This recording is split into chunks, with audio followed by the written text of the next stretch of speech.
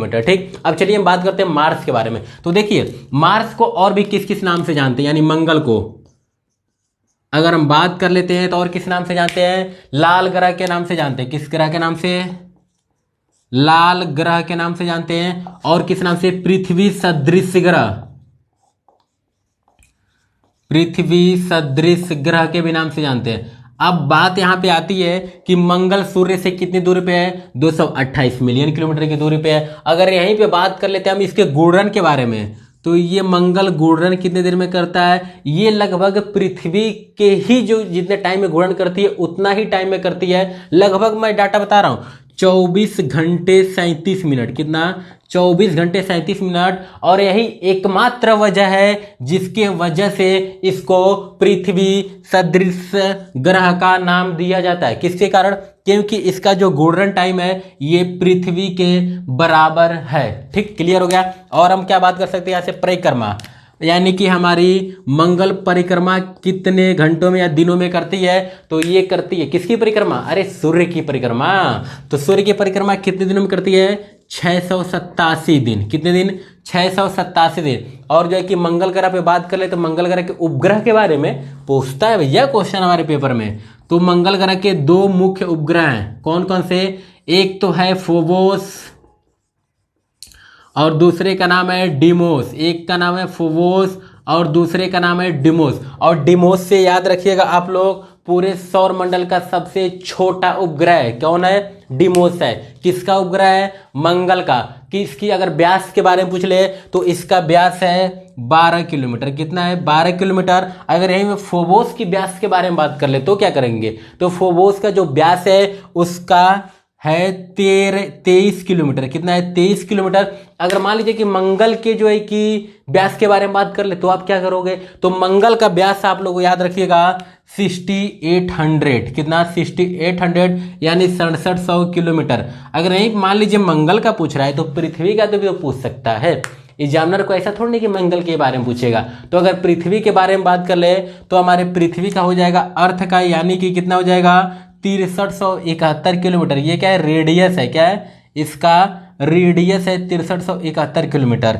अब देखिए मंगल से और भी ऐसा क्वेश्चन पूछता है कि इसे लाल ग्रह का नाम क्यों दिया जाता है। तो आप लोग याद रखिएगा यहाँ पे आयरन ऑक्साइड की अधिकता सबसे ज्यादा है, इसी के वजह से इसे क्या नाम दिया जाता है, लाल ग्रह नाम दिया जाता है। यहाँ पे मैं लिखा हुआ हूं, लाल ग्रह नाम दिया जाता है। क्यों, क्योंकि यहाँ पे आयरन ऑक्साइड की अधिकता सबसे ज्यादा पाई जाती है। ग्रह कौन कौन से हैं, एक तो फोबोस हो गया, दूसरा डिमोस हो गया। डिमोस की व्यास कितनी है, 12 किलोमीटर। और फोबोस की व्यास कितनी है, 23 किलोमीटर। और मंगल ग्रह की व्यास कितनी है, 6800 किलोमीटर। अगर हम यहीं पे बात कर लेते हैं, यहाँ पे मैंने घूर्णन और परिक्रमा तो बता ही दिया है। अगर यहाँ पे एक और क्वेश्चन हमारा बनाता है मंगल ग्रह से, मोस्ट इंपॉर्टेंट क्वेश्चन, कि हमारे पूरे सौर मंडल का जो सबसे ऊंचा पर्वत है वो मंगल ग्रह पर स्थित है। पूरे सौर मंडल की मैं बात कर रहा हूं, जो है कि 8 ग्रहों को मिला करके।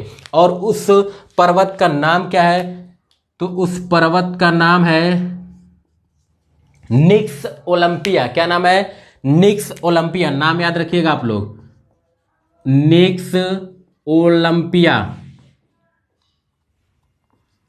निक्स ओलंपिया। अगर इसकी हाइट की बात कर लेते हैं तो इसकी हाइट है एवरेस्ट से 3 गुना। कितनी हाइट है, एवरेस्ट से 3 गुना हाइट है। अगर मान लीजिए पर्वत का पूछ रहा है तो यहाँ पे एक ज्वालामुखी भी है, जो पूरे सौर मंडल में सबसे ऊंचा ज्वालामुखी, ऊंचा तो नहीं कर, हाँ ऊंचा कह सकते हैं, जो कि सबसे ऊंचा ज्वालामुखी है। और उस ज्वालामुखी का नाम है ओलंपस मेसी। क्या नाम है, ओलंपस मेसी। मैं लिख रहा हूं यहाँ पे, नाम दिखाई दे रहा है क्या आप लोग इधर, ओलंपस,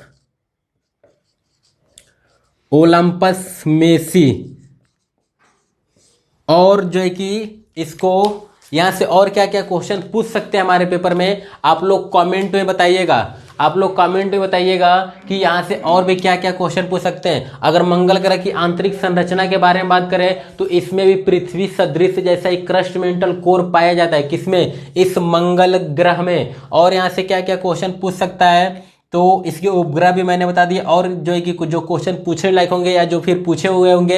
हालांकि आप ये क्वेश्चन याद रखिएगा कि जो है कि 2013 में जो है कि हमारे इसरो के द्वारा, यानी हमारे भारतीय अनुसंधान जो अंतरिक्ष संस्था है, उसने 2013 में एक मैसेंजर नामक मिशन लॉन्च किया था।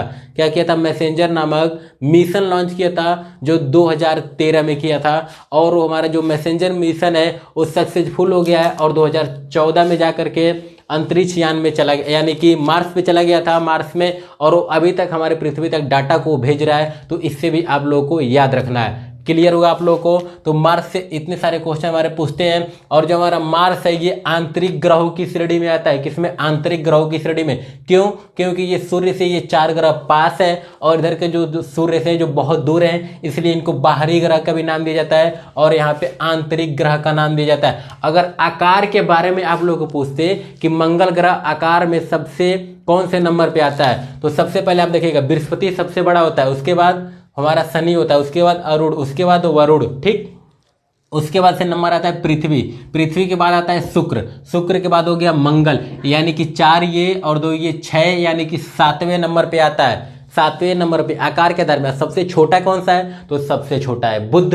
कब से? 2006 से, क्योंकि 2006 में प्लूटो को निकाल दिया गया था, और प्लूटो सबसे छोटा ग्रह था। उसके बाद से कौन सा हो गया? बुध हो गया। तो चलिए दोस्तों, आज के लिए हम बस इतना ही रहने देते हैं। अगर आप लोगों को वीडियो पसंद आया तो लाइक और कमेंट कीजिए, और हाँ, चैनल को जरूर सब्सक्राइब कीजिएगा, ताकि जब भी मैं वीडियो अपलोड करूं सबसे पहले नोटिफिकेशन आपके पास जाए। जय हिंद, जय